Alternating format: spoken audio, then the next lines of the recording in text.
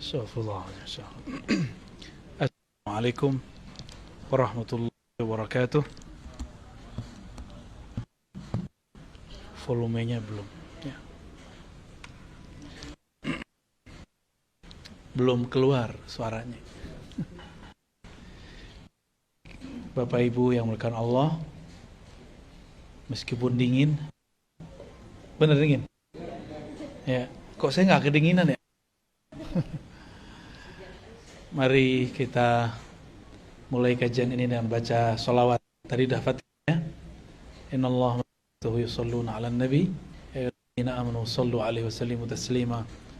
Allahumma sholli 'ala sayyidina Muhammad wa 'ala ali sayyidina Muhammad. Ini suaranya segini aja. Ya. Tema kita apa? Syariat, tarekat, hakikat, ma'rifat. Serius nih ngasih judul begini? Gak takut sesat?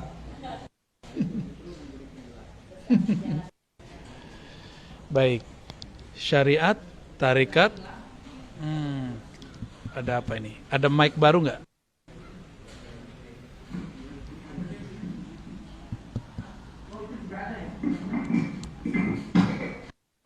Ini nggak ngefek.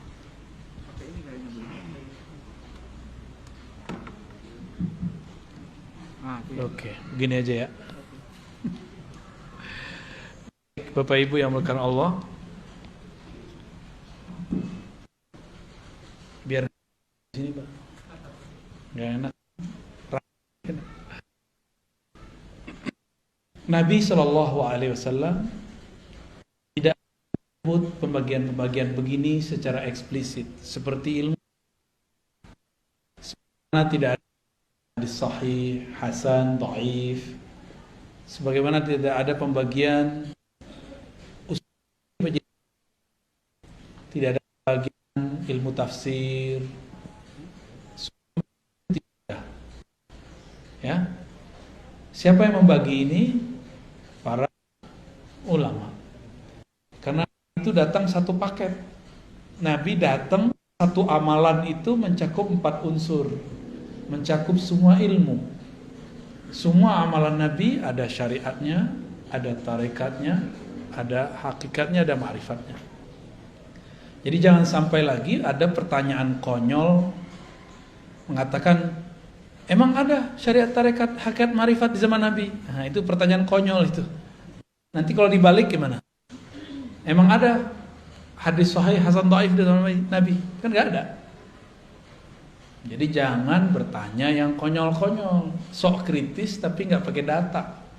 Sok kritis tapi gak rasional. Lalu bagaimana kalau mau nanya?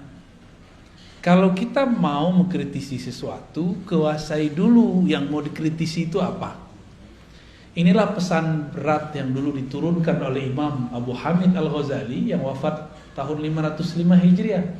Sekarang 1434 ya. Apa kata beliau? Kalau engkau mau mengkritisi sesuatu, memuji sesuatu, maka kuasai dulu sesuatu itu apa. Dan ini beliau lakukan sendiri.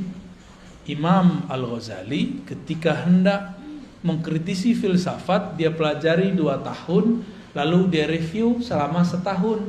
Jadi 2 tambah. Dan dia menulis dalam masa itu.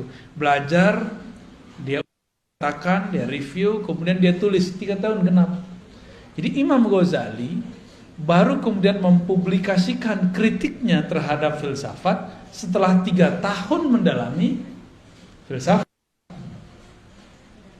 Kita sudah berapa tahun mendalami suatu istilah, lalu kemudian mengkritisinya. Jangan-jangan kata orang. Katanya nggak boleh kata orang, ya harus kata Allah dan Rasulnya. Ya, jika ada orang mengatakan itu batil, coba tunjukkan bahwa pembagian ini batil, ada nggak? Kan nggak ada. Syariat itu ada di Quran istilahnya. Syir'atan wa minhaja. Itu ada di Quran ya. Syir'ah, syariah, itu ada di surah Al-Ahqaf. Apa arti syariat? Syariat itu artinya yang syariat itu jalan. Syariah yang dijalani. Bisa begitu, ya. Bisa juga diartikan jalan itu sendiri. Jadi sebenarnya syariat dan tarekat itu artinya sama. Syariat itu jalan, tarekat itu jalan. Syuru' arti bahasa Arabnya syuru' itu artinya proses. Syara' artinya hukum yang mesti dijalani. Ya, syara' hukum yang mesti dijalani. Kalau di kampung saya ada ungkapan begini, adat bersandikan syara'. Bukan syariat, syara'. Sama, maksudnya sama. Ternyata di Jambi juga sama, di Riau saya dengar sama, di Aceh sebagian ada yang ngomong begitu juga, di Malaysia juga ada yang menyebutkan kalimat itu, adat bersandikan syara'. Berarti hanya satu suku aja. Nggak tahu siapa yang duluan, itu tinggal klaim-klaim sejarah aja ya. Kalau klaim sejarah biasanya mulai rasis. Saya nggak mau rasis. Kita diciptakan oleh Allah lita'arafu, supaya kamu saling berbagi ilmu, saling kenalan, tidak boleh rasis. Oke. Jadi syariat artinya apa? Jalan. Tapi bedanya apa dengan thariqat? Syariat itu biasanya diartikan jalan yang zahir.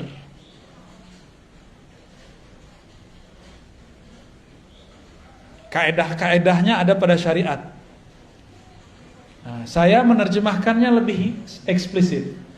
Syariat itu adalah hukum-hukum Allah yang ditetapkan dengan dalil-dalil yang umum ataupun terperinci. Ya. Lalu bagaimana cara melaksanakannya? Namanya thariqat. Jadi kawan saya, dia nggak suka zikir Ratibul Haddad, Ratibul Attas. Tahu Ratibul Haddad? Ya, tahu ya? Ratibul Attas tahu?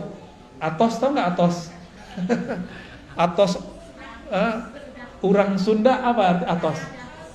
Sudah. Ratibul Atos bukan ratib sudah-sudahan. Itu nama imamnya, Al-Imam Al-Habib Al-Attas. Tapi dia punya zikir pagi sore, di-download di smartphone-nya, dan juga dia punya di perpusnya buku kecil. Di dalam Al-Quran, surah Al-Ahzab ayat 41 ada perintah, ya ayyuhalladzina amanu dzkurullaha dzikran katsiran. Al-Ahzab ayat 41. Oke. Wahai orang beriman, ingatlah Allah sebanyak-banyaknya. Itu syariat, hukum syariat. Tekniknya gimana? Kata kawan, bid'ah tuh pakai Ratibul Haddad, Ratibul Attas.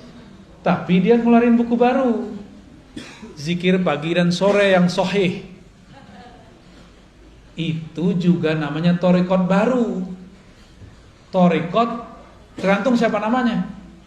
Kalau yang nulis ini namanya Dodo, Eduardo, berarti thariqatnya thariqat Dodowiyah. Kalau yang kayak Mancung, thariqat Al-Mancungiyah. Jelek amat nama thariqat ya. Ya. Dulu almarhum Haji Maksum misalnya punya wiridan yang dia kerjakan pagi dan sore. Maka thariqat yang dia tinggalkan boleh disebut dengan Al-Maksumiyah. Gitu. Maka penamaan zikir itu biasa. Ya, boleh-boleh aja. Ya. Kenapa enggak disebut dengan zikir Nabi aja? Ya kan Nabi zikirnya banyak. Saya punya kitab zikir Nabi hampir 10 yang pakai ilmu hadis, dan kalau di luar ilmu hadis banyak, puluhan. Yang ilmu hadis saja pakai riwayat, itu udah pusing kita bacanya. Ini yang mana mau diamalkan duluan? Karena kita bingung, banyak dalil, maka perlulah seorang guru yang akan meramu. Jadi dalil itu seperti bahan-bahan obat. Yang bisa meramu apoteker. Kalau zaman dulu dokter tuh bisa, boleh zaman dulu. Boleh meramu obat. Saya mau tanya nih, Bapak Ibu ini, kalau sakit boleh nggak meramu sendiri obat, masuk ke ruang apotik, terus ramu-ramu sendiri? Lo kan nggak boleh taklid.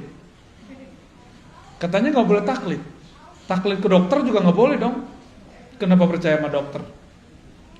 Taklid sama apoteker juga nggak boleh seharusnya. Kalau kita boleh bilang nggak boleh taklid. Taklid artinya apa? Ikut tanpa tahu kenapa hakikat sesuatu itu ada.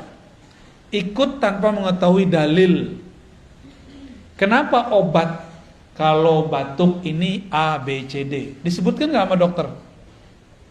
Disebutkan nggak sama apoteker? Enggak. Terus kenapa percaya-percaya aja?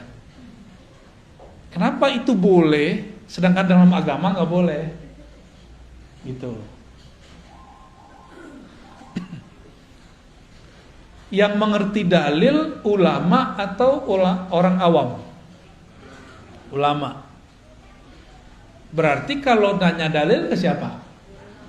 Kalau kita nanya dalil ke ulama, itu sudah sama kayak kita mau taklid, tapi menaik pangkat jadi ittiba. Nah, kembali yang tadi. Bagaimana teknik berzikir itu masuk ke thariqat? Mana perintahnya zikir, masuknya ke syariat. Jadi beda syariat sama thariqat apa? Syariat itu dalilnya, thariqat itu caranya. Mudah toh? Ada perintah, shollu kama raaitumuni usolli. Salatlah kamu seperti kamu melihat aku salat. Ada yang lihat Nabi enggak? Ada yang lihat Nabi? Mimpi aja. Mimpi aja enggak jelas ya. Kalaupun mimpi bukan Nabi lagi salat kan? Terus kalau kita disuruh sholat melihat Nabi, kita ini nggak ada yang ngeliat Nabi, terus gimana caranya? Nah, kalau ada syariat, thariqat, cara ngamalin, ada lagi cara yang lain, namanya mazhab.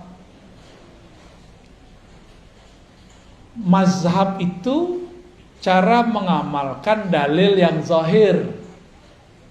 Thariqat itu cara mengamalkan dalil yang tersirat.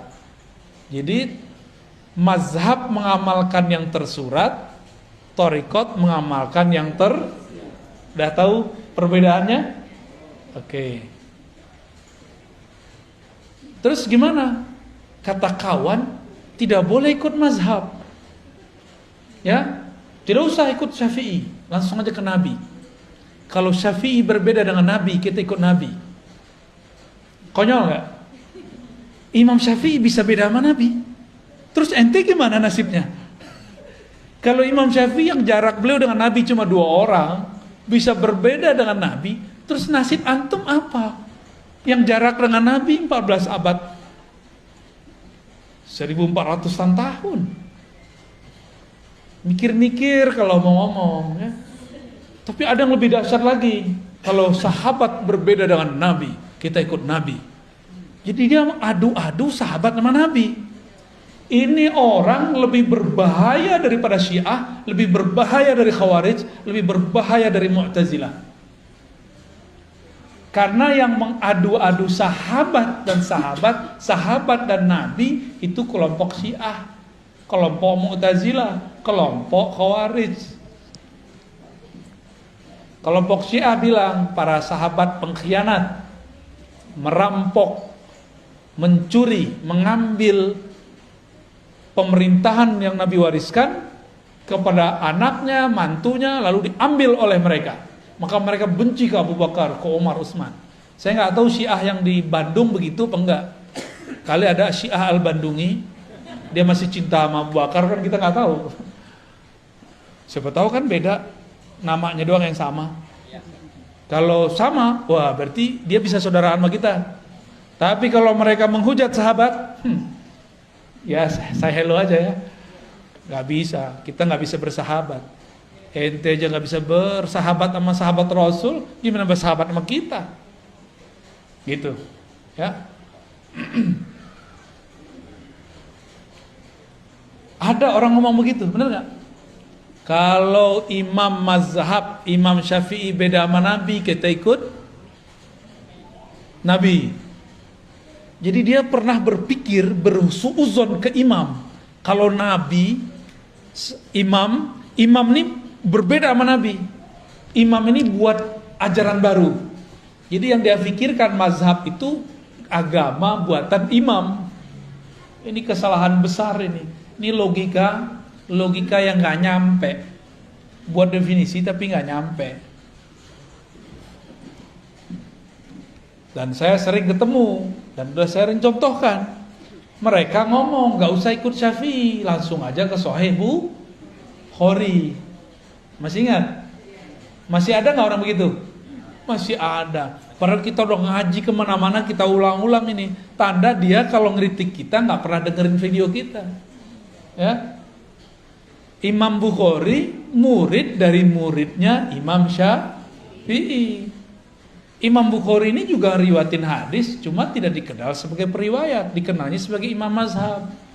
Imam Syafi'i, kebalik. Imam Syafi'i dikenal sebagai imam mazhab, padahal juga meriwayatkan hadis. Imam Bukhari berguru ke murid Imam Syafi'i, maka mazhabnya Bukhari itu sangat dekat ke mazhab Syafi'i. Kalau Imam Subuki positif masukkan, Imam Bukhari mazhabnya Syafi'i. Udah positif belum masukkan. Karena pas kita presentasikan ajaran Imam Bukhari hampir dekat dengan mazhab Syafi'i. Lebih tua mana Imam Syafi'i Imam Bukhari? Lebih dekat mana ke Nabi Imam Bukhari atau Imam Syafi'i? Jadi kalau kita ikut salaf, lebih orisinal mana ikut Syafi'i atau Bukhari? Tuh, itu namanya mazhab. Mazhab ini berkembang, tapi di samping kirinya ada thariqat juga berkembang. Dulu ada namanya Imam Hasan Al-Basri. Imam Hasan Al-Basri punya murid namanya Habib Al-Ujaimi.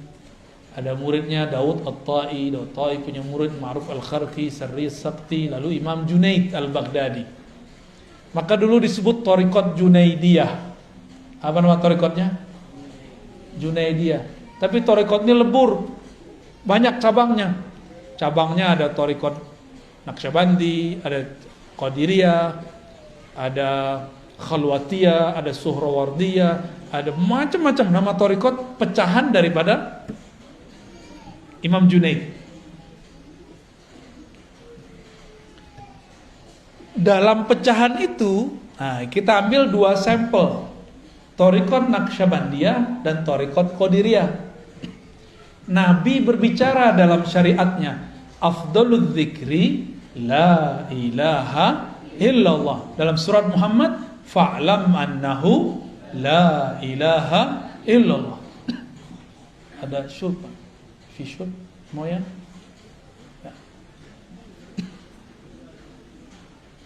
Air al-maksum, ada nggak?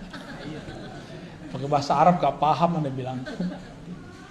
Moya al-maksum. Maaf merepotkan ya. Gak usah pakai gelas, udah gini aja. Udah gini aja. Bismillah.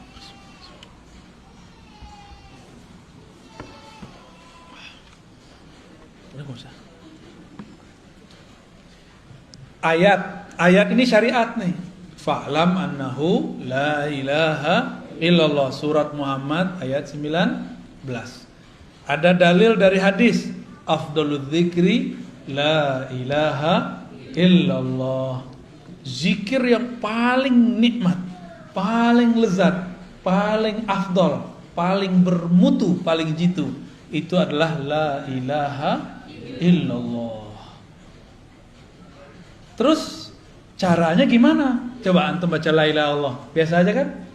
Coba baca la ilaha illallah.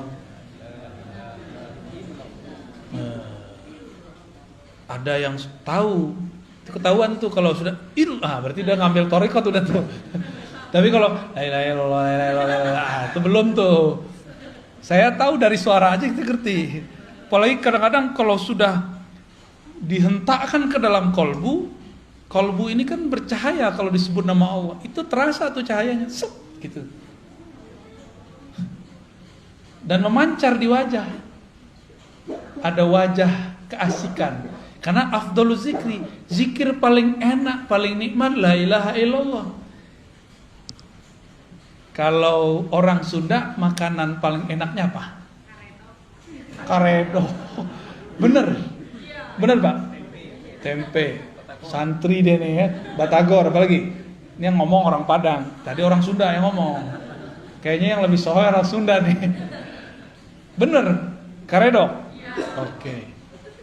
Karedok kalau cara buatnya ditonton di YouTube, buat sendiri, beda gak dengan emak-emak kita yang dulu buat? Beda? Kenapa beda? Suka enak aja. Thariqatnya, tekniknya. Maka thariqah itu teknik. Beda warung, beda rasa, bener. Bahan sama. Bahannya apa aja? Kucing. Tuh. Kalau saya makan karedok saya nggak nanya.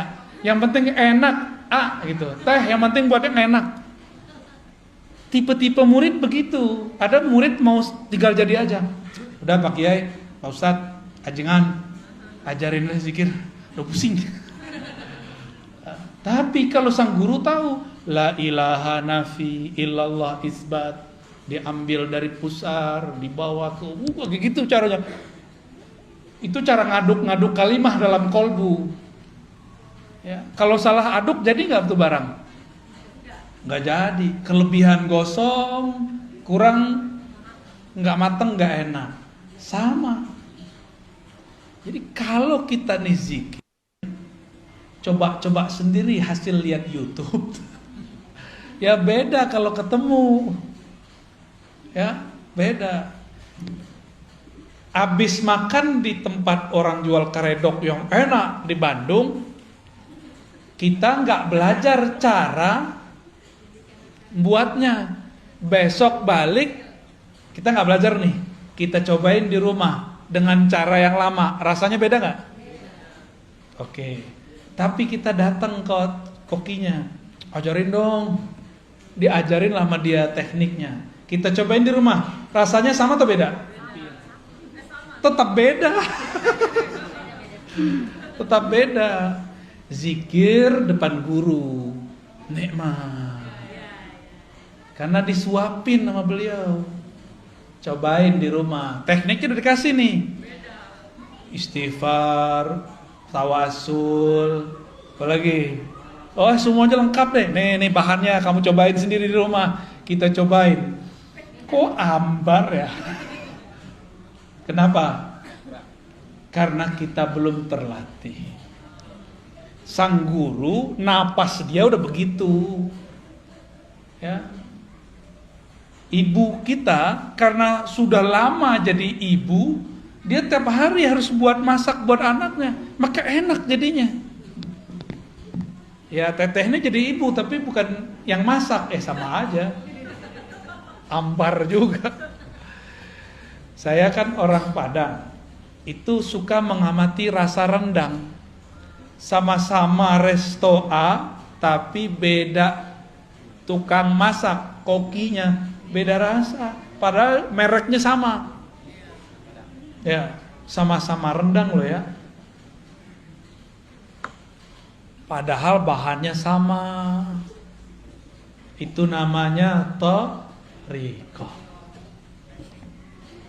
Beda cara adukannya, beda teknik membuatnya.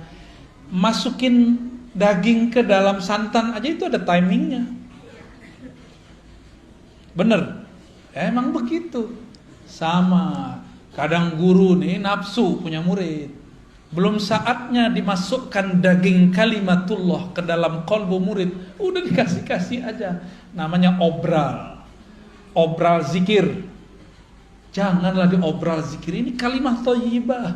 Ini kalimah mahal. Afdalul dzikri la ilaha illallah. Pelan-pelan. Kecuali si murid udah lama zikir, udah lama berguru dan direstui oleh gurunya, baru kita kasih. Walaupun sekali bertemu boleh. Cuma baru kemarin sore hijrahnya udah minta talqin aja ya. Kan orang kebanyakan pengen begitu. Tunggu dulu ya. Mau makan, kita mau makan nih. Piring kita kotor, diapain dulu? Langsung makan? Langsung masukin karedok? Ya. Ya, dicuci dulu. Dilap dulu, itu namanya taubat.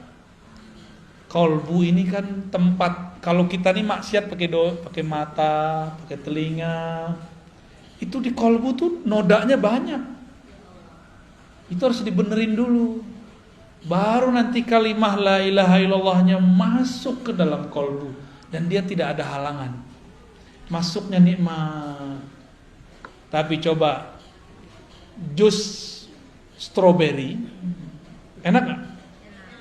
Cuma di dalamnya ada dahak. Di gelasnya ada dahak, gimana? Rasa jelly ya? Apa rasa apa? Dawet ayu. Warnanya berubah. Mau? Kan gak mau. Jusnya enak, tapi di dalamnya sudah ada yang menjijikkan. Kita gak bisa menikmati. Inilah yang terjadi pada murid yang dia talqin zikir sebelum kolbunya dibersihkan. Pembersihan kolbu cukup istighfar dan taubat. Sederhana. Sederhana aja. Pengakuan kepada Allah gak perlu kepada guru, ke Allah aja. Cukup Allah yang tahu masa lalu kita. Gak usah kita kemudian sampaikan kepada orang. Ya, semua kita ini kan punya masa lalu yang gelap. Bahkan mungkin ya pelangi-pelangi, kadang gelap, kadang terang gitu ya. Ya inilah kita, kira-kira begitu. Kita emang begitu, mau gimana lagi? Maka saya nggak percaya ada orang suci 100% kecuali Nabi Muhammad Sallallahu Alaihi Wasallam, kecuali para nabi. Nggak percaya saya selain mereka. Kalau mereka emang maksumuna, dijaga oleh Allah. Kalau almarhum Haji Maksum namanya Al-Maksum, beliaunya nggak maksum. Benar Pak Cepi? Pernah dimarahin nggak Pak Cepi? Tuh dokter aja bilang pernah marahin. Menurut pandangan Pak Cepi sebagai anak, ayah pernah salah nggak? Pernah Pak tuh, namanya Al-Maksum benar. Maksud saya apa? Label-label A, B, C, D tidak akan merubah subjeknya. Kita bilang nih, inilah ajaran Rasulullah, inilah yang paling murni, ini langsung dari salafus saleh. Belum tentu, itu kan klaim aja. Inilah yang paling benar, inilah thariqah yang paling sahih, kan klaim. Iklan kecap. Ya, nomor 1 terus. Oke. Itu baru thariqah tuh. Udah mulai paham? Sama-sama karedok tapi beda teknik, beda koki, hasilnya beda. Sama-sama thariqat qadiriyah tapi beda mursyid, beda guru, beda mentor, beda murabbi, beda hasilnya. Beda enaknya. Dan jangan salahkan para salik, para penikmat ini, dia sedang memburu restoran ruhani. Namanya Naqsyabandiyah. Siapa dulu kokinya? Siapa dulu pimpinan dapurnya? Siapa dulu pemiliknya? Ya. Apalagi sudah beda menu. Naqsyabandiyah menunya beda dengan Qadiriyah. Di Naqsyabandiyah zikir lembut dulu, baru zikir keras. Nggak ada keras juga sih, zikir bersuara aja. Di Qadiriyah zikir keras dulu, la ilaha illallah, gitu kan? Kalau di Naqsyabandiyah enggak, mata dipejam, lidah dikunci, sebutlah selembut-lembut mungkin nama Allah. Kayak kita bermanja-manja kepada sang kekasih bernama Allah. Beda nggak? Beda, badan lemes-lemesin. Kalau di Thariqah Qadiriyah, enggak. Kalau perlu tangan dikepal. Dulu saya belajarnya begitu. Kepal tanganmu, ya. Tarik nafas. Baca. Mulai dari zikirhu Allah, la ilaha illallah, Allahu, semuanya itu. Ada zikirhu aja, ada ahad-ahad aja. Betul-betul menghentak di dalam badan ini. Nah, ada ilustrasi lain. Kita ini ada yang suka musiknya nge-rap, nge-rock. Ada yang suka musiknya slow, bener.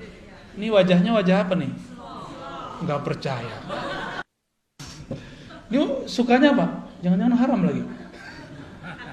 Sukanya hadroh. Hadroh itu udah separuh-separuh ngerok tuh, tang tung tang, tang tung tang. Saya alirannya slow. Jadi kalau datang ke hadroh, saya request yang lembut dikit ya, gitu. Karena kalau denger duh, duh. Dulu masih muda banget, seneng. Dulu Thariqah Qadiriyah, Thariqah Samaniyah yang saya pelajari, kita seneng kalau zikir keras. Apalagi kalau dikasih duk-duk. Allah, la ilaha illallah. Waduh, nikmatnya bukan main. Kalau minggu itu nggak ada zikir keras, kayaknya dunia ini hambar. Dulu begitu. Belakangan umur udah nambah, ya senangnya yang adem-adem, yang lembut-lembut, tapi tidak anti zikir keras. Memahami zikir keras ini beda gitu. Cari senangnya yang lembut-lembut. Datanglah Syekh Ahmad Khatib As-Sambasi yang hijrah ke Makkah. Dia belajar 2 thariqah, Naqsyabandiyah, Qadiriyah. Dia gabunglah satu paket. Zikir keras dulu, habis itu lembut. Ya boleh-boleh juga sih. Makanya kalau datang ke pusat-pusat tarekat di Bandung, di Tasik, di Garut, mau jalurnya yang manapun, kalau di Tasik kan sudah masyhur tuh, Abah Anom, Suryalaya, macam-macam. Di sini ternyata juga ada TKN tapi beda jalur. Metodenya sama. Keras dulu, baru lembut. Kenapa? Karena memang sudah satu menu. Nah, cuma kenapa yang ini enak, terkenal, yang itu tidak? Kenapa? Sama kayak rumah makan, yang ini terkenal, yang itu tidak. Padahal rasa, bukan rasa, menunya sama. Rasanya beda. Jadi lidah ini nyari rasa. Kalau makanannya fisik, maka lidahnya lidah fisik. Kalau kolbu, fisik atau non fisik? Maka yang dia sedang cari menu-menu makanan non fisik. Oleh karena itu ulama kita mengatakan zikrullah qutul qulub. Zikrullah itu adalah nutrisi makanan kolbu.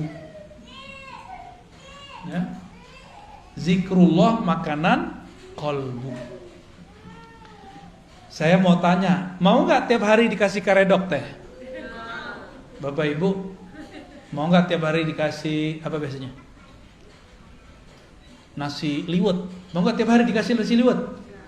Enak juga. Lama-lama tensinya naik, kolesterolnya naik, lidahnya tiba-tiba jadi asin. Mau nggak tiap hari? Bosan. Oleh karena itu, kolbu ini juga ada kebosanan. Innallaha la yamallu hatta tamallu. Allah itu tidaklah akan bosan selama-lamanya sampai kamu bosan. Maka teknik la ilaha illallah pun ada macam-macamnya. Ada teknik A, ada teknik B, ada teknik C. Zikir keras itu tekniknya beda dengan lembut. Dalam keras itu juga ada beberapa teknik. Bosen. Nah, inilah masalah thariqat. Ini masalah thariqat, ini saya sampaikan nih. Kok thariqat zikirnya 2 aja, la ilaha illallah sama Allah Allah. Padahal zikir banyak. Berarti ada yang belum sempurna dalam thariqat itu. Kurikulumnya kurang lengkap. Ya. bakal bosen nanti kalau cuma zikir la ilaha illallah doang. Selama-lamanya zikir keras mulu, bosen. Maka harus ada zikir lain. Ada zikir subhanallah, ada alhamdulillah, ada Allahu akbar, ada la haula wala quwwata illa billah, ada hasbunallah wa ni'mal wakil. Ada suluknya masing-masing. Ada suluk subhanallah, ada suluk alhamdulillah, ada suluk Allahu akbar, la haula wala. Semuanya ada suluknya. Dan semua itu turunan dari amalan para nabi atau para malaikat di langit. Hasbunallah zikir siapa? Nabi siapa yang waktu itu dibakar siapa? La ilaha illallah biasa. La ilaha illa anta, siapa yang zikir begitu? Nabi yang dilempar ke perut ikan, Yunus. Maka la ilaha illa anta itu namanya suluk Yunusiyah, tarekat Nabi Yunus. Ada tekniknya. Kalau belum nyampe ke teknik itu, gak akan ada rasa baca la ilaha illa anta. Gitu, ya. Ada tekniknya semua. Allah berfirman ke Nabi Musa, Musa, innani anallah la ilaha illa ana. Sesungguhnya akulah Allah, tiada ilah, tiada yang berhak disembah, tiada Tuhan kecuali aku. La ilaha illa ana. Oh, ternyata ahli zikir tertentu, dia kalau baca la ilaha Allah dalam batin dia yang bunyi la ilaha illa ana. Seakan-akan Allah berkalam. Lidahnya baca la ilaha illallah, la ilaha illallah. Tapi di batinnya seakan-akan Allah bicara seperti kepada Nabi Adam. Itu semua nggak bisa dibuat-buat. Itu semua ada kurikulumnya, ada tekniknya. Kalau seorang mursyid belum mendapatkan tekniknya, dia pun haram mengajarkannya. Dia harus belajar lagi ke mursyid yang lebih tinggi. Di atas mursyid ada mursyid, di atas dokter ada dokter spesialis. Ya, begitu terus. Ada tahapan-tahapannya. Ini kita baru ngomongin thariqah. Teman saya psikolog itu kalau mau terapi orang nggak langsung terapi. Ada namanya conditioning. Benar? Dikondisin dulu nih orang, baru berhasil. Sama kalau kita mau mengajarkan zikir atau mau belajar zikir, kondisikan dulu pikiran. Walaupun banyak masalah, minimal pas belajar masalahnya ditaruh dulu. Gitu ya. Jangan dibawa masalahnya dalam belajar, nanti gak fokus. Oke? Itu thariqah. Jadi thariqah terjemahannya apa? Jalan atau teknik mengamalkan dalil yang tersirat. Kalau fikih, mazhab, teknik cara mengamalkan dalil yang Apa kata dalil tersurat? Jika kamu hendak sholat, maka takbirlah, angkatlah tanganmu. Kita takbir, Allahu Akbar. Rasanya ada nggak? Kalau tidak belajar thariqah, rasanya hambar. Gitu. Ya hambar aja. Apalagi orang yang belajar sholatnya lewat buku atau YouTube, lewat video, ya salam. Nabi bilang, sholatlah engkau seperti engkau melihatku. Kita nggak lihat Nabi, maka kita harus cari orang yang ketemu Nabi. Siapa yang ketemu Nabi? Ada nggak? Ya udah cari guru yang ketemu Nabi. Kita datanglah ke guru yang ngajarin sholat. Kita tanya, antum ketemu Nabi nggak Pak Kiai? Pasti dia bilang tidak, paling mimpi doang. Terus tahu dari mana sholat? Saya punya guru. Gurunya kita tanya lagi terus sampai ke sahabat Nabi. Jadi jarak kita sama Nabi udah 14 abad. Berarti caranya sudah mungkin ada tambahan, ada pengurangan. Supaya tidak ada tambahan dan pengurangan, wajib lewat mazhab. Supaya nanti kita nggak salah kira. Kita kira orang berbeda sama kita menambah atau mengurangkan. Jadi kenapa ada kelompok sekarang suka nyala-nyalain ibadah kita? Karena dia belajar fikih bukan lewat mazhab. Mereka anti mazhab. Maka di luar mereka bid'ahkan. Gitu. Ya, bahaya nggak tuh?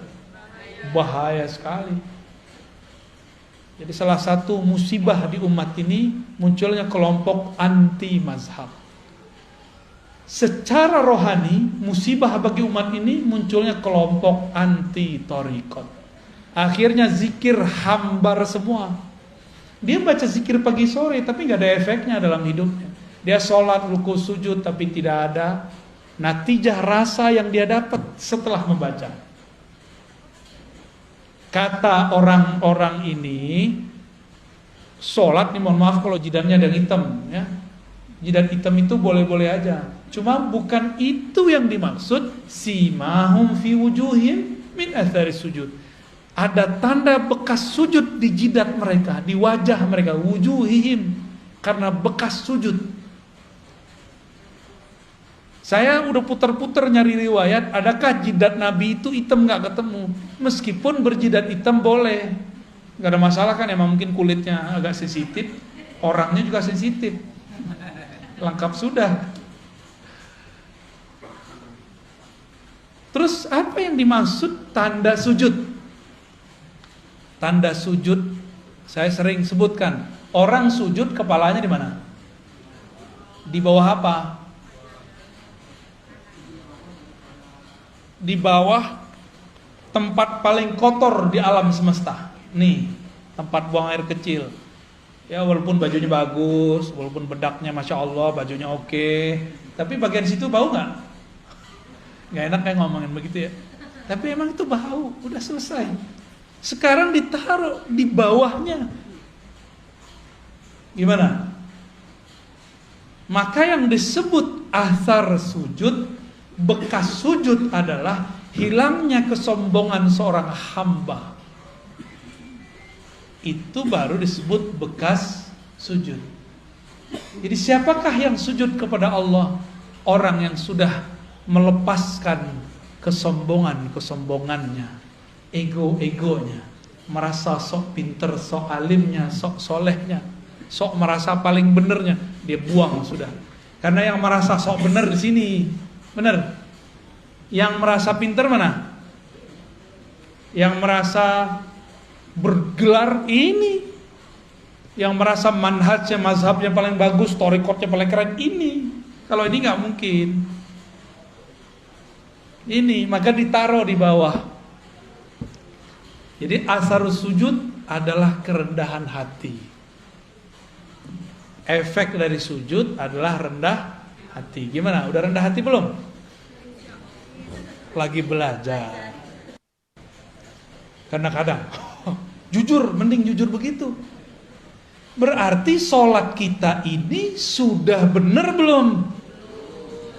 Kira-kira sholatnya diterima nggak? Kayaknya nggak diterima sih.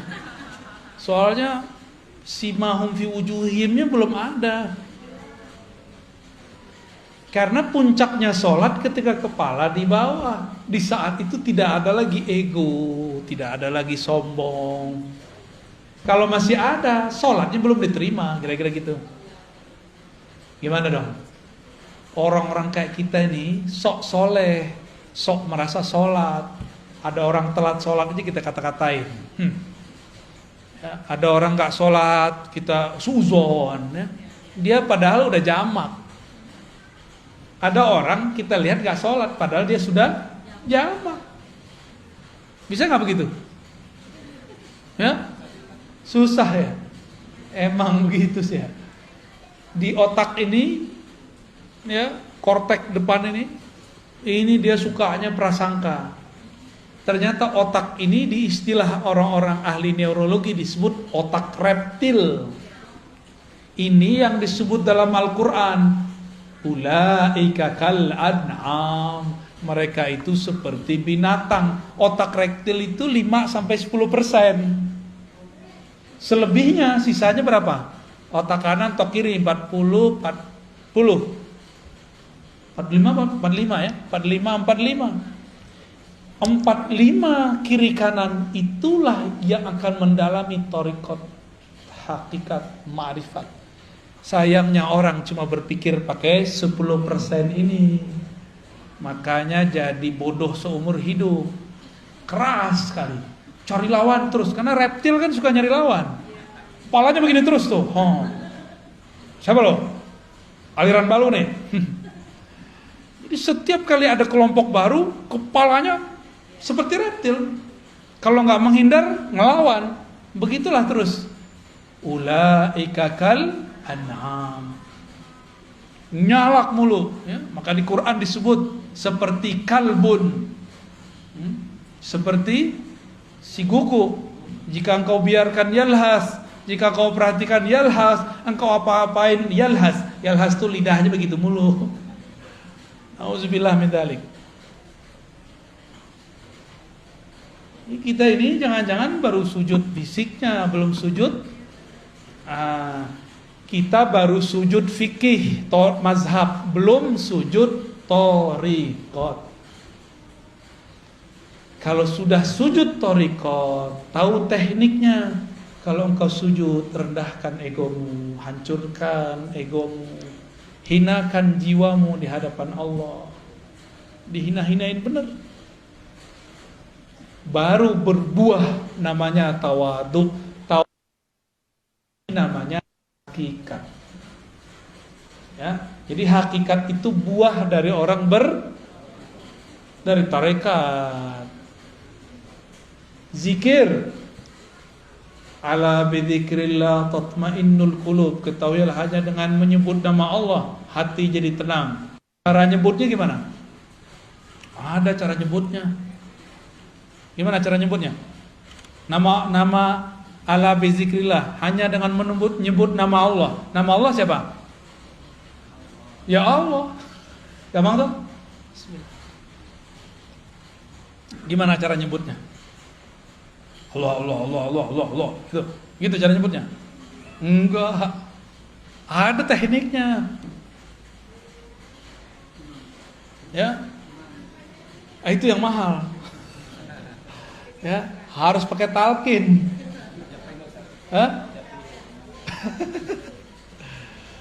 Harus pakai talqin, mahal itu. Maka barang begini nggak boleh diobral, haram hukumnya diobral. Ini mutiara dari Allah, karena dia seafdol zikir. Kalau diobral, orang nggak menghormati barang ini nanti, dapat dibuang. Itulah yang terjadi pada banyak murid. Talqin sini, karena diobral talqinnya, dia tidak pernah lagi mengamalkan zikirnya. Karena dia nganggap, kita kalau beli cincin tepi jalan, pede nggak pakai tiap hari. Tapi kalau beli cincin di toko yang eksklusif, pede nggak pakai tiap hari? Pede. Kira-kira begitu, ya. Ini lebih dari cincin. Ini sesuatu yang kita masukkan ke dalam diri. Mau obral-obralan, maka dalam thariqah kami, talqin itu bukan nomor pertama. Nomor pertama at-ta'allum wa ta'lim, ngaji. Udah bener ilmunya baru talqin. Udah hilang syaknya, sehingga dia tahu nama yang akan dibaca dia adalah zat yang maha agung. Maka dia pun akan mempersiapkan jiwanya untuk membaca. Nggak mungkin lewat Zoom, pasti dijemput kok. Antum ini kan lucu, takut COVID ngaji lewat Zoom. Tapi kalau pengen makan resto, datang langsung. Ya salam ya. Nggak adil sama diri sendiri. Takut ngurus badan fisik, tapi virus rohani dibiarkan. Sampai mati begitu aja lah ya. Rasain aja terus. Nggak ada perkembangan dalam batin kita. Nggak adil. Innallaha yuhibbul muqsitin. Allah senang sama orang yang adil, yang proporsional, jelas. Lagi pengen sama karedok ya, datang ngantri lagi, masuknya pakai masker pas makan, mungkin nih ditutup nih, mam bisa nggak? Kan nggak bisa. Makan pakai masker bisa nggak? Gaya-gaya doang pakai masker. Ya, pas mau makan pasti dibuka, hilanglah social distancing. Kenapa antum gak takut? Giliran mau ngaji dempet-dempet dikit takut. Gak percaya kalau pas ngaji ada rahmat turun, ada malaikat rahmat. Itu di antara antum banyak sekali malaikat rahmat. Itu sampai ke atas sana. Gak ada virus berani masuk.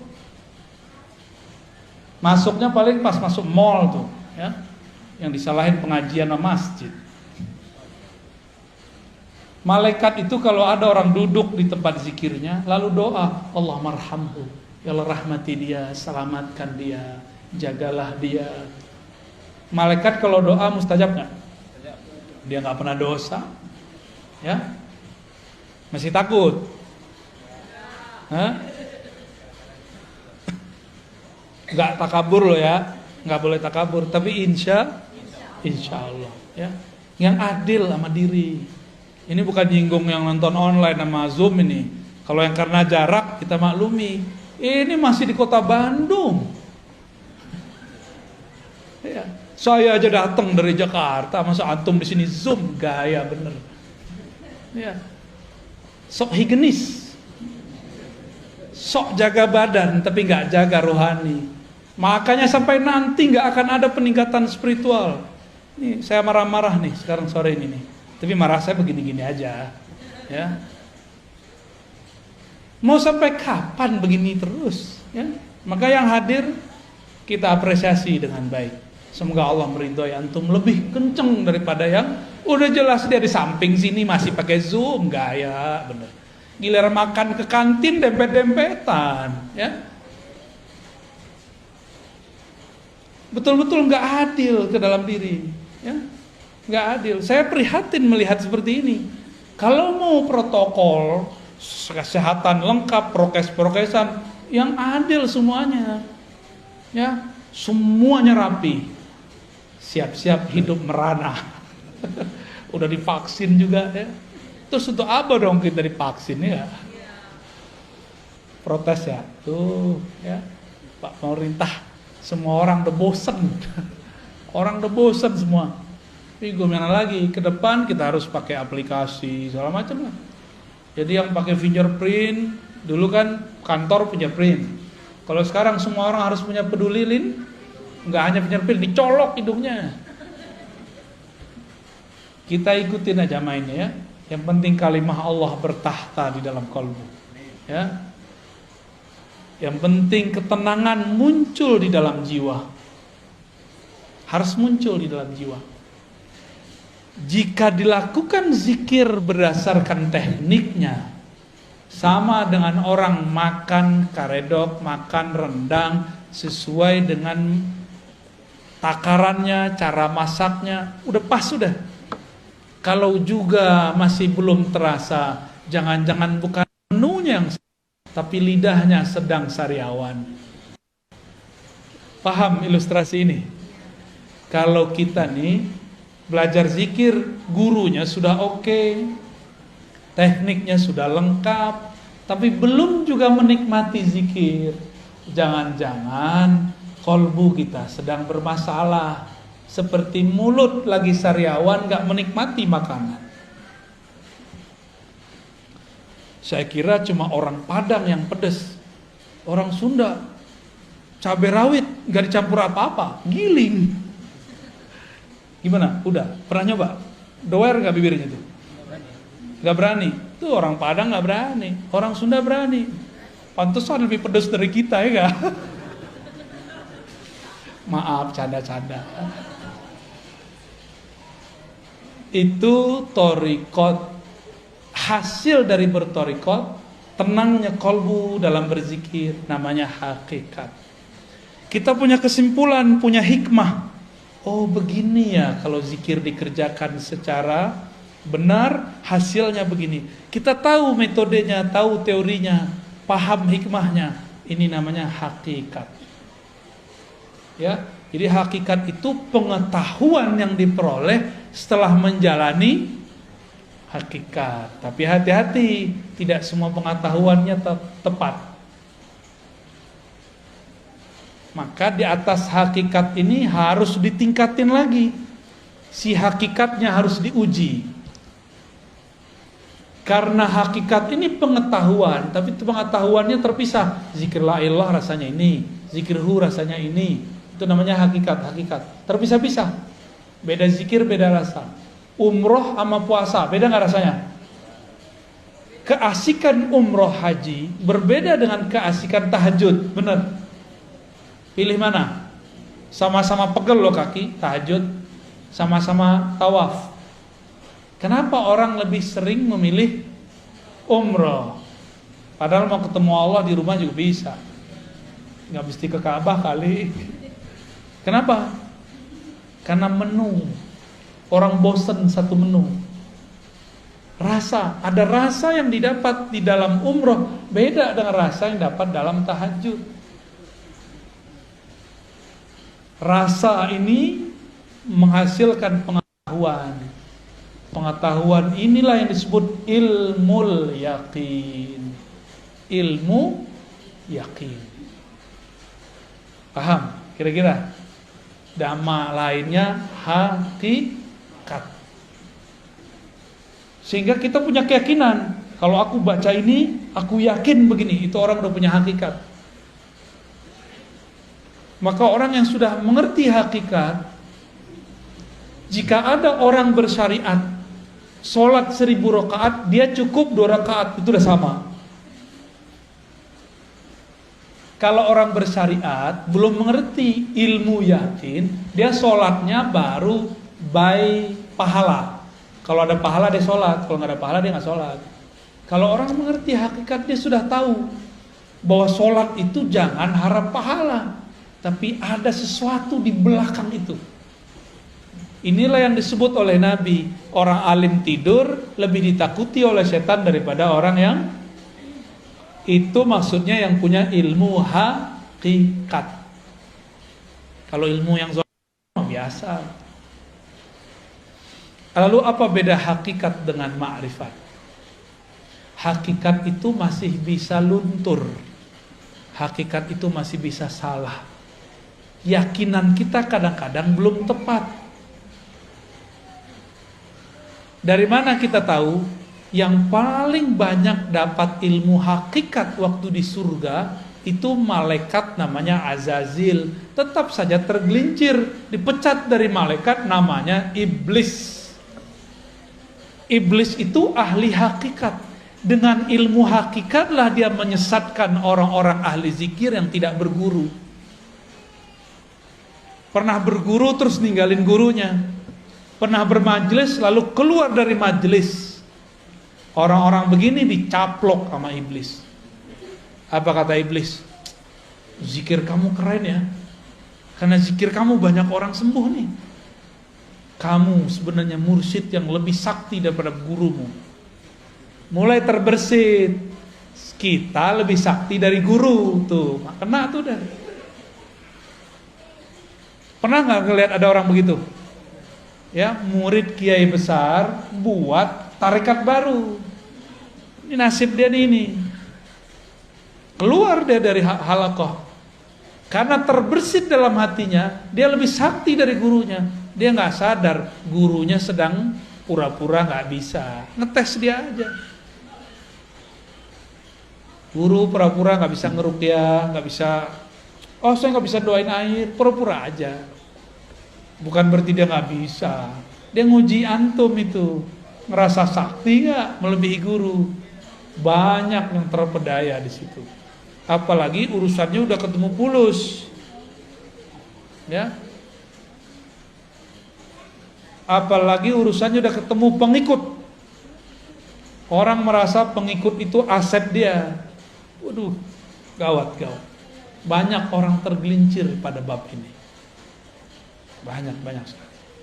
Oleh karena itu, orang sudah bertarekat dapat hakikat, masih bisa tergelincir. Contohnya Barsisa. Contohnya Musailamah Al-Kazzab. Itu Musailamah kan dulu ikut nulis wahyu. Musailamah ikut nulis wahyu, Bang. Khidmah ke Rasulullah.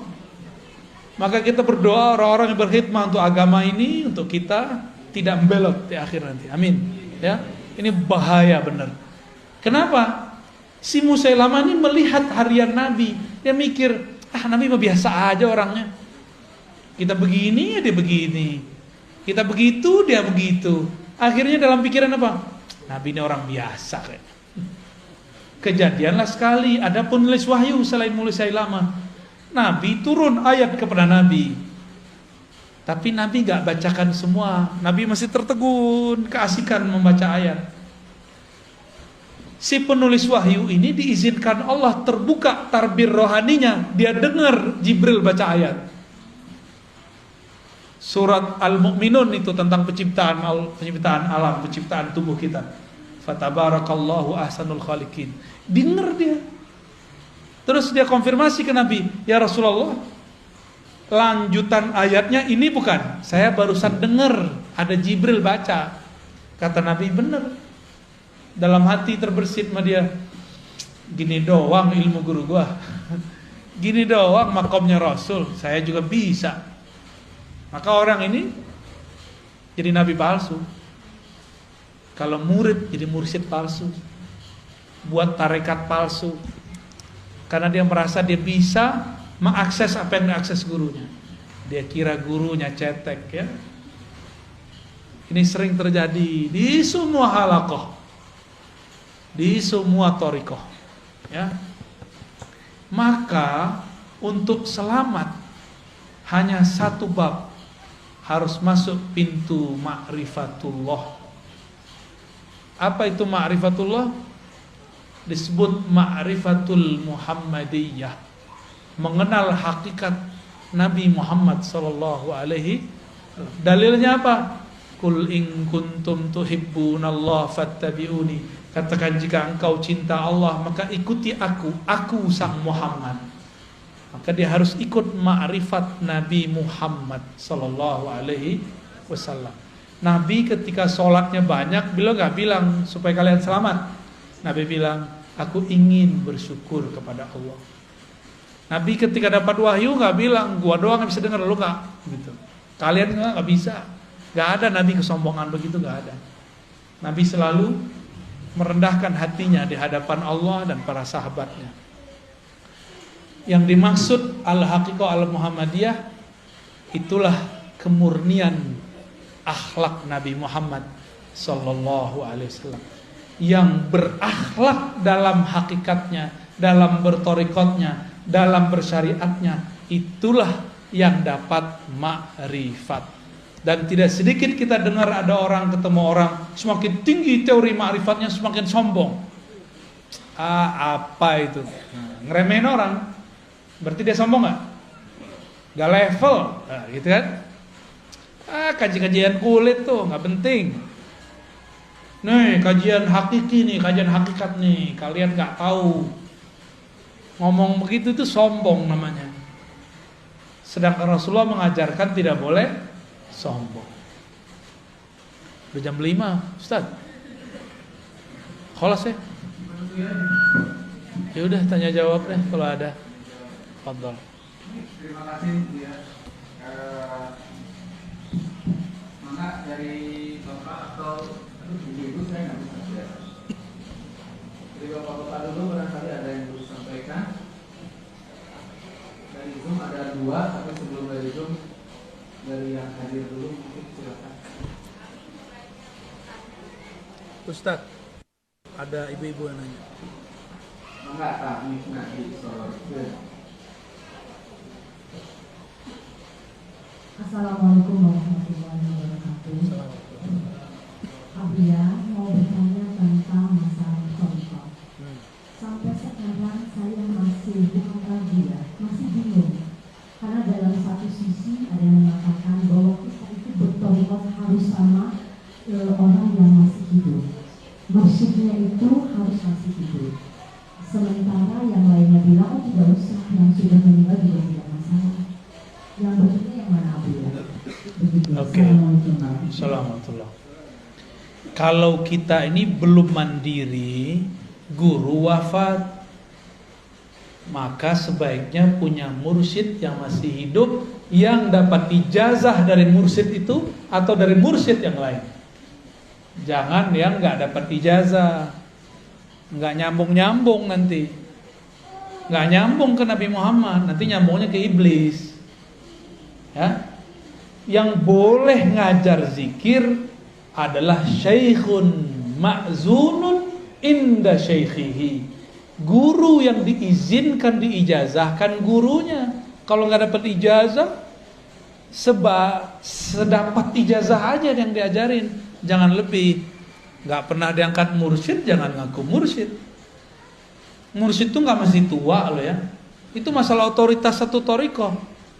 Ada di thariqah tertentu yang dapat ijazah umur 90, di thariqah yang lain umur 19 sudah diijazahin.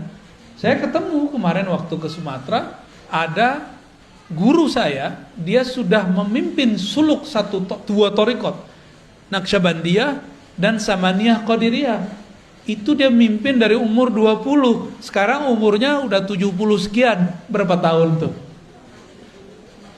Ya, jadi nggak mesti tua fisik. Mana ada kaedahnya tua fisik? Nggak ada. Kita kan bayangin Syekh Mursyid pakai tongkat, harus pakai sorban, ya salam. Mursyid itu mau pakai apa aja dia mursyid. Mau mereka baju kaos, dia mursyid. Orang nggak akan bisa luput karena ada mutiara di kolbunya. Sekali dia berbicara, keharuman rohaninya tercium oleh orang yang mencari rohani. Nggak bisa dibohongin. Rumah makan, masak, udah ditutup, kecium baunya nggak? Ya, kecium baunya. Sama kira-kira, ya. Jadi saran saya kalau belum disiplin untuk zikir yang diajarkan guru, maka bermursyidkanlah kepada yang hidup dan dapat izin dari gurunya. Gitu ya. Kalau enggak, nanti enggak nambah-nambah. Makomnya segitu-gitu aja. Karena zikir itu enggak ada batas. Zikir itu di atas makom ada makom, di atas makom ada makom. Zikir la ilaha illallah ada ribuan tekniknya. Yang diajarin kan baru satu. Baru dari besar ke bunuh-bunuh itu mah satu, belum banyak itu. Banyak tekniknya. Ya. Saya ngamalin sudah hampir 100-an lebih teknik itu. Baik yang langsung diajarkan beliau-beliau ataupun yang ya, secara rohani. Adalah berapa ratus teknik la ilaha illallah doang. Mau ditarik kemana aja nikmat zikir la ilaha illallah itu. Nikmat sekali. Ya. Jadi jangan mengkultuskan seorang guru. Di atas guru ada guru, di atas wali ada wali. Di atas nabi ada nabi, di atas rasul ada rasul. Puncaknya Rasulullah sallallahu alaihi wasallam. Thariqat itu yang hebat bukan namanya, tapi mursyidnya. Ya, oh thariqat A lebih bagus, enggak. Yang bagus tuh mursyidnya. Karena banyak juga yang thariqatnya sama, enggak berkualitas orangnya. Ya, sama kayak tadi, sama-sama karedok. Ya, tapi beda orang, beda yang masak, beda hasilnya. Jadi bukan karedoknya yang salah kalau dia nggak enak, tapi yang salah sih gurunya. Yang masak udah bagus, itunya udah enak, lidah lagi masalah, pikiran lagi banyak, bisa enak gak? Enggak ya? Mau makan karedok ingat AA, AA yang lama. Baik, terjawab ya? Terjawab? Okay. Alhamdulillah. Ada 4, tapi saya kira yang tentang thariqat juga ada 2 pertanyaan, tapi saya kira sudah terjawab dengan kalimat terakhir. Dan tentang thariqat yang benar saya kira yang tadi dia sampaikan. Kemudian tentang sekarang di akhir Desember, 22 Desember kemarin tentang Hari Ibu, karena itu keputusan di mereka sehingga itu dianggap sebagai tasawuf jika kita mengikutinya. Bagaimana itu tentang Hari Ibu? Hari Ibu itu apa definisinya? Nggak tahu juga. Jangan-jangan mengharamkan sesuatu yang nggak tahu, ya kan? Saya mau tanya dulu orang yang mengharamkan mengucapkan selamat hari ibu. Saya pengen tahu nih, ini serius nanya loh, apa yang dimaksud hari ibu? Sehingga kita mengharamkan yang jelas, jangan yang nggak jelas. Kalaupun kita menghalalkannya, kita menghalalkan yang jelas, bukan menghalalkan yang abu-abu. Coba definisinya apa? Yang pakar nasionalis nih. Hah? Ini kan kampus, masa nggak ada yang tahu? Nyelekit ya. Apa hari ibu, Ustaz? Nggak tahu. Ya udah, berarti nggak usah jawab boleh dan nggak boleh, berarti kita nggak ngerti, ya kan? Oh ini menyerupai Nasrani, menyerupai Nasrani. Emang hari ibu orang Nasrani yang buat? Ada nggak di ajaran Nasrani hari ibu? Gak ada juga. Terus di mana? Hindu? Gak ada juga. Itu urusan apa? Jadi dengan adanya peringatan Hari Ibu di tanggal 22 itu, maka seolah-olah umat digiring untuk menghormati ibunya hanya pada tanggal itu. Emang begitu? Ya, sedangkan Oke, good. Berarti ada orang yang mendefinisikan hari ibu, dia buat definisi sendiri. Definisinya barusan tuh dari antum tuh. Apa kata si orang ini? Kata antum tadi apa? Tanggal 22 seolah-olah menghormati ibu hanya pada tanggal itu sehingga umat tergiring untuk ke situ di hari Oke. Sekarang kita tanya sama yang menetapkan hari ibu tanggal 22. Apakah begitu maksud dia? Enggak, coba buka sendiri kan udah ada googling. Terus selama ini Google nggak dipakai, cuma nontonnya nggak jelas. Cobalah, aneh pura-pura nggak tahu kok tadi ya. Emang begitu definisi hari ibu. Giliran belajar agama pakai Google, yang begini aja yang cetek aja nggak pakai Google. Gaptek namanya, itu benar fatwa al-gaptekiyah. Fatwa mazhab gaptek. Tanya dong sama orangnya. Apa maksud mereka hari ibu? Apakah cuma hari ibu menghormati ibu? Memang begitu yang membuat kebijakan buat? Enggak kok, kita aja suuzon. Jadi kita buat definisi sendiri, terus kita haram-haramin. Sama kayak orang mau posting video, buat sendiri videonya, rekam sendiri, posting sendiri, like sendiri, puji-puji sendiri, wow keren. Lah ya salam. Ini zaman benar-benar bahlul bener ini. Buat definisi sendiri, terus haram-haramkan sendiri, terus marah-marah sendiri, terus ajak umat untuk marah-marah. Gak begitu kalau kita mau berfatwa. Fatwa itu ada ilmunya. Gak boleh fatwa pakai nafsu. Fatwa itu pakai ilmu. Sebelum berfatwa, wajib memetakan masalah yang difatwakan. Selesai memetakannya, baru kita bilang, ini yang masalah di sini, yang itu tidak masalah, atau ini masalah semua. Harus sama dulu persepsinya.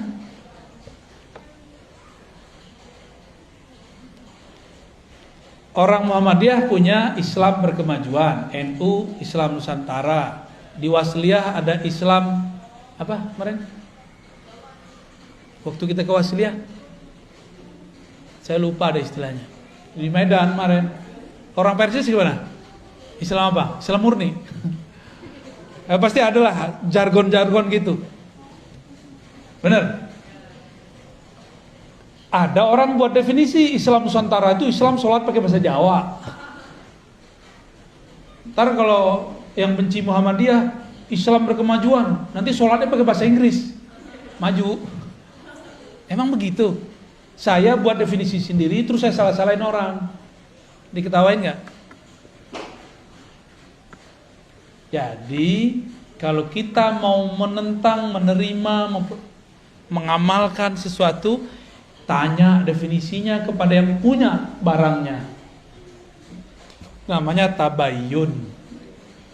Idjaikum fasikum binaba'in fatabayyanu. Gitu Ustaz ya. Jadi gimana? Boleh nggak hari Ibu? Ya, harus. Ya, berarti hari Ibu bukan menggiring umat, hanya menghormati Ibu, hari Ibu saja, benar? Ya, kalau begitu definisinya ada masalah nggak? Tapi kalau definisinya hari Ibu adalah hanya hari itu aja menghormati Ibu, itu baru nggak benar. Tapi ternyata definisi itu nggak ada kan? Nggak ada. Ya sudah udah beres kok. Kita aja yang cari-cari masalah, rame-rame sendiri, tengkar-tengkar sendiri, ngundang masalah. Emang ada bahasa Arabnya bahsul masail, cari-cari masalah. Jangan-jangan pertanyaannya masalah ya?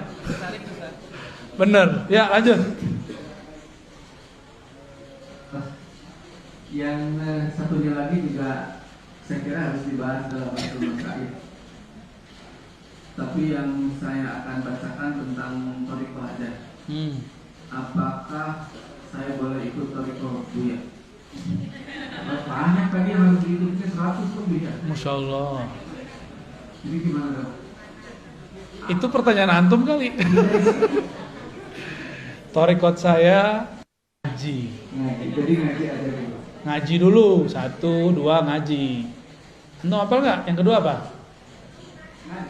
Hah? Tuh, pada lupa. Ini khidmahannya aja lupa. Apalagi antum.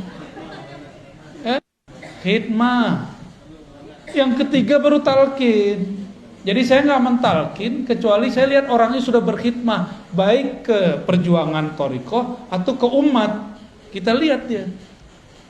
Atau dia sudah berkhidmat jauh untuk dirinya. Ada orang datang dari mana-mana. Dia udah lama ngaji, udah mentok. Kita lihat hikmatnya bagus, kita talqin. Tapi itu nomor 3, bahkan nomor 4 gitu. Terus apa lagi? Sholawat. Maka orang ikut thariqah kami nggak punya sholawat, keluar aja ya. Kita sholawat minimal 313. Atau kalau nggak bisa 100 pagi 100 sore. Tuh, nggak bisa juga ya 10 pagi 10 sore, nggak bisa juga. Nggak bisa juga. Udah diskon tuh. Ya, thariqah ad-diskonia. Suwe. Terus apa lagi?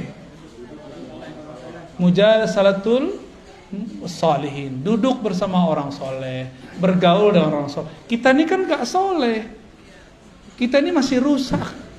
Supaya kita ini terbentuk dengan kebaikan, maka carilah komunitas orang baik. Jangan-jangan kita lah yang merusak komunitas yang lama. Ya, jangan bilang tuh komunitas itu jahat tuh, aku kalau di sana pasti rusak. Kita yang merusak mereka. Nih teman saya nih ada mantan nih. Kalau dia nggak ada, kata temannya nggak ada lo nggak ada rame. Ada dia nggak mabuk orang. Nggak ada dia nih, orang nggak mabuk.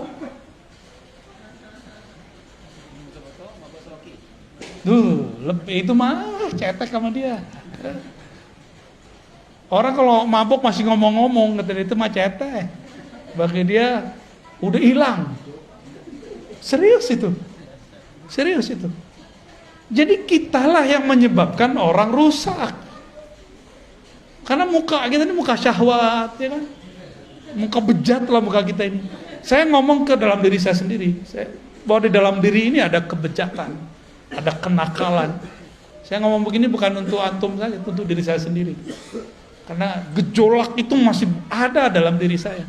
Karena wajar umur masih belum terlalu tua. Masih muda toh. Iya, masih seger lah. Gejolaknya kuat. Lebih berat saya kali daripada antum. Saya ketemu banyak orang, macam-macam warna kulit, macam-macam, pusing kita. Tapi kalau karena di dalam ini jorok mikirnya. Kalau dalamnya bening jadinya. Kalau dalamnya oke, keluarnya oke. Ya. Jadi tuduhlah, katakan ke dalam diri, wahai jiwaku yang penuh dengan kemunafikan, jangan engkau tuduh orang lain munafik. Itu sebabnya kita perlu berkumpul dengan orang-orang soleh. Orang soleh bukan soleh pakaian. Sekalian pasti soleh dalam artian solihun, yang sesuai lahir dan batinnya. Itu bahasa Arab. Soleh itu sesuai, lahir batinnya sesuai. Ya, baik. Apa thariqat terakhirnya apa? Hah? Salamatus sadr, gak nyimpan dendam, benci, suuzon, buruk sangka kepada orang lain. Bisa nggak? Hah? Ada tekniknya. Ya, apa lagi? Masih ada? Adab. Susah kalau sendiri, kalau berguru gampang. Ya, ajari aku. Ya, itu kurikulumnya itu. Ada 7, ya. Ada 7. Dari situlah kita kemudian bergerak. Ya, sekarang marhalahnya baru 2, 1, 2, 3, 4 ini muter-muter. Ya. Ta'lim, ta'alum, khidmat, talqin, udah. Ini masih yang concern. Jadi kenapa orang thariqat masih busuk-busuk hati? Ya, karena dia nggak nyampe ke salamatus sadr, cuma zikir-zikir doang. Zikir kalau belum istighfar, tambah banyak zikirnya, tambah besar dendam dan sombongnya. Jadi harus ada zikir pembersih, ada zikir menaikkan makom. Kalau belum dibersihkan dengan istighfar dan tobat, udah zikir la ilallah, ya kan naikin makom. Dia naik, nodanya juga naik. Tubuh pohon ini berkembang, benalunya nggak dipotong, tambah gede pohon, tambah gede juga si benalunya. Maka carilah guru yang bisa membersihkan parasit kita. Parasit itu ya menjalar dalam jiwa. Semua itu sama. Ya. Mungkin nggak mursyid punya penyakit hati, mungkin, tapi dia tahu cara ngobatinnya. Kalau antum dikit aja nggak tahu caranya, ya, kira-kira begitu ya. Oke, pertanyaan terakhir, ya, apa ada lagi? Ini kita sering di belakang ada juga tuh, ada tuh di belakang tuh, bukan di belakang antum, ada hantu. Ya, Alhamdulillah sudah disenangkan. Ya, sila mau dikasih ke belakang? Masih ada di belakang, Pak? Terakhir ya dari Ibu ya. Ya, mangga. Assalamualaikum warahmatullahi wabarakatuh. Assalamualaikum. Barakallahu ya. Saya termasuk yang selalu menyimak sama Ustaz dulu. Dari hari tanpa Ustaz. Thariqat YouTube ya. Tapi sekarang jangan ya, sudah langsung. Alhamdulillah. Ini saya mau bertanya Ustaz.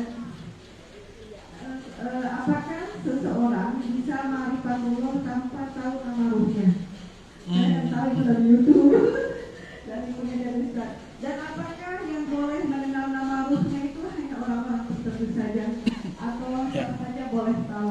Baik, Terima baik. kasih Ustaz, kalau bisa saya mau tahu. Ini dosisnya ada dosis 1000 ini. Oke. Ilmu tentang nama ruh ada pada bab keempat. Berarti ada bab 3, ada bab 2, ada bab 1. Bab 1 ini awal. Bab pertama namanya Ma'rifatul Asma. Mengenal nama-nama Allah. Makanya talqin zikir pasti nyebut nama Allah. Orang begini masih bisa kenal Allah tanpa nama ruh. Ya. Jadi 1, 2, 3 dapat diperoleh tanpa nama ruh. Tapi yang keempat itu ma'rifatuz zat, hanya dapat diperoleh oleh ahlur ruh, orang yang punya nama ruh, jika dia ikut suluknya ruh. Dan itu baru saja dibuka ilmunya. Ya. Masih panjang jalannya ini. Masih panjang. Sekarang yang ada thariqat itu 3 yang pertama, yang 4 belum. Belajar ma'rifatul asma, itu nomor 2. Bab kedua, nomor pertama. Nomor bab kedua Ma'rifatul af'al, mengenal perbuatan-perbuatan Allah, cara kerja Allah. Dan yang ketiga, ma'rifatus sifat, mengenal sifat. Sampai nomor 3 itu tidak perlu mengenal, tidak wajib mengenal nama ruh. Bisa semua. Ya, nanti Allah kasih sendiri, mungkin potongan depan namanya. Allah yang ngasih tahu. Atau dia mimpi ketemu Rasul kasih nama dia. Saya ketemu beberapa mursyid yang dia sampai dikasih nama oleh Rasulullah. Tapi biasanya cuma depannya aja. Nama itu ada rangkaian-rangkaian namanya. Karena nama itu diambil dari karakter Nur Muhammad yang memancar dari Ahmad. Warna. Ini cahaya ada warnanya enggak?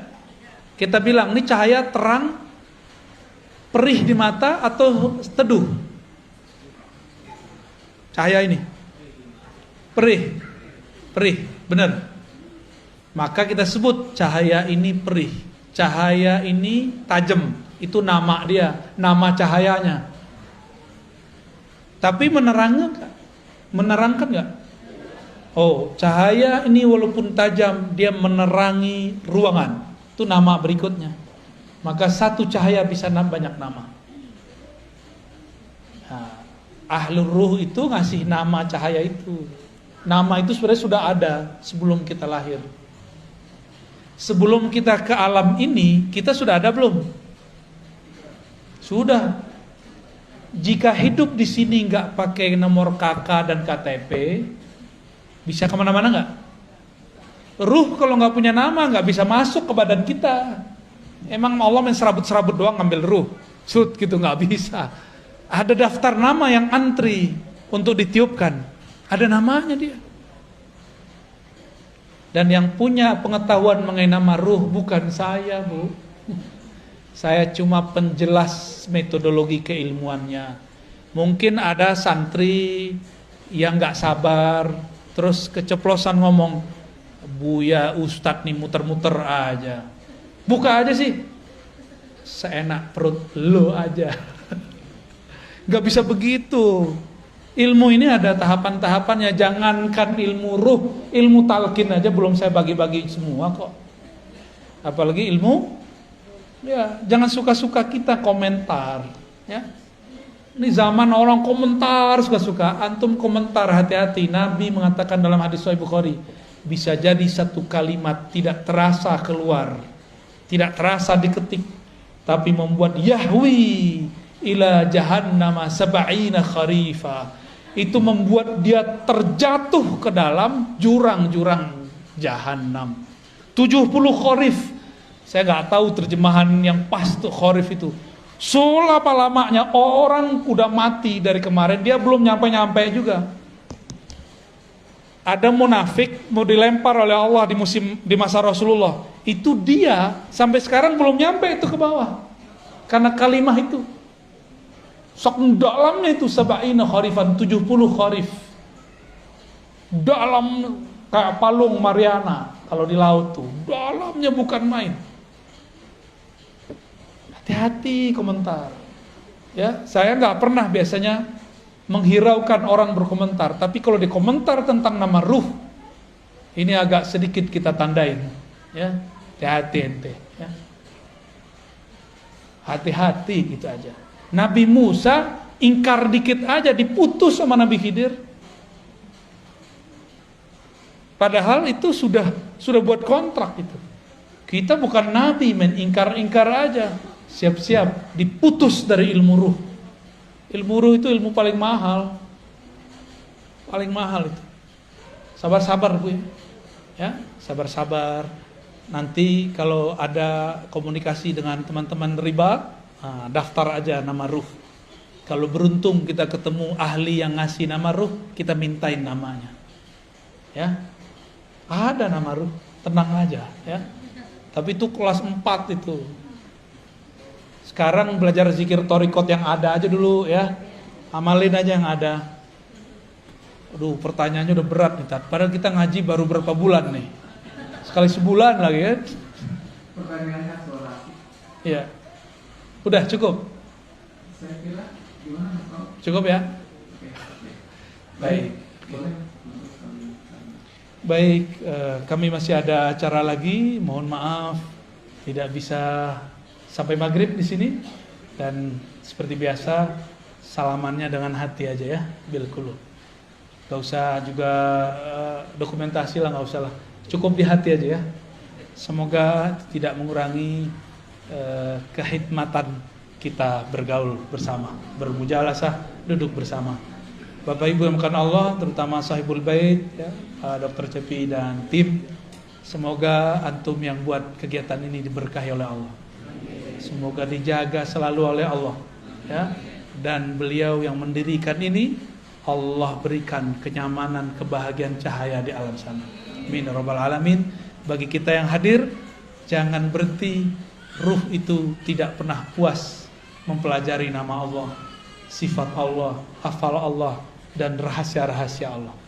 Selamat penasaran. Assalamualaikum warahmatullahi wabarakatuh.